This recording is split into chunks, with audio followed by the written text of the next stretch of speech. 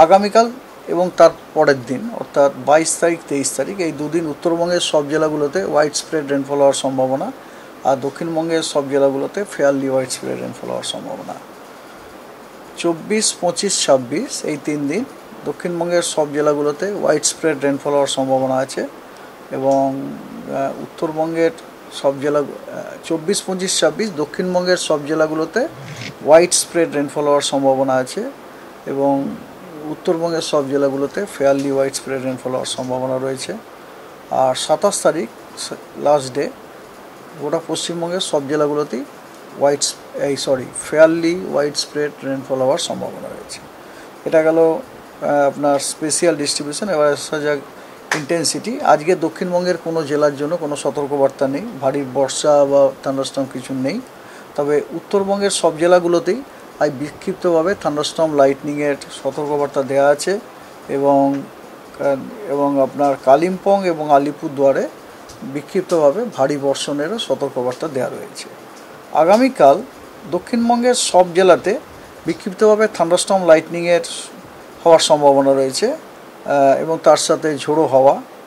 কোনো জেলায় 30 থেকে 40 কিলোমিটার প্রতি ঘন্টায়, কিছু জেলায় 40 থেকে 50 কিলোমিটার প্রতি ঘন্টায়, যেমন পশ্চিম বর্ধমান, বীরভূম, পূর্ব বর্ধমান, মুর্শিদাবাদ এবং নদিয়া আর উত্তর 24 পরগনা এই জেলাগুলোতে ঝোড়ো হাওয়ার গতিবেগ ঘন্টায় 40 থেকে 50 কিলোমিটার হওয়ার সম্ভাবনা আছে, আর বাকিগুলোতে ঘন্টায় 30 থেকে 40 কিলোমিটার।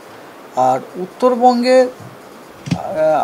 আগামীকালের জন্য জলপাইগুড়ি এবং আলিপুরদুয়ার এই দুই জেলাতে আপনার বিক্ষিপ্তভাবে ভারী থেকে অতি ভারী বর্ষণের একটা সতর্কবার্তা দেওয়া হয়েছে, কমলা সতর্কবার্তা, which is associated with thunderstorm lightning এবং অ্যাকম্পানিয়েড উইথ থান্ডারস্টর্ম লাইটনিং এবং আপনার গাস্টি উইন্ড 30 to 40 কিলোমিটার প্রতি ঘন্টায়।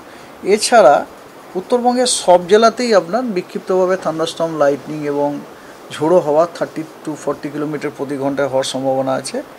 আর দার্জিলিং, কোচবিহার এবং মালদা এই 3টি জেলাতে বিক্ষিপ্তভাবে ভারী বর্ষণেরও সতর্কবার্তা দেওয়া আছে। দক্ষিণবঙ্গ তো আগেই বললাম। আচ্ছা, 23 তারিখে দক্ষিণবঙ্গের সব জেলাতেই বিক্ষিপ্তভাবে থান্ডারস্টর্ম লাইটনিং তার সাথে ঝোড়ো হাওয়া, কোথাও 30 থেকে 40 কিলোমিটার প্রতি ঘন্টায়, কোথাও 40 থেকে 50 কিলোমিটার প্রতি ঘন্টায় থাকার সম্ভাবনা আছে। 24 পরগনায় 40 থেকে 50 কিলোমিটার প্রতি ঘন্টায়, অন্য জেলাগুলোতে 30 থেকে 40 কিলোমিটার।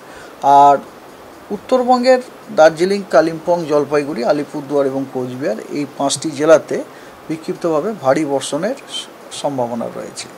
24 তারিখে দক্ষিণবঙ্গের সব জেলাগুলোতেই বিক্ষিপ্তভাবে আপনার থান্ডারস্টর্ম উইথ লাইটনিং হওয়ার সম্ভাবনা আছে। কিছু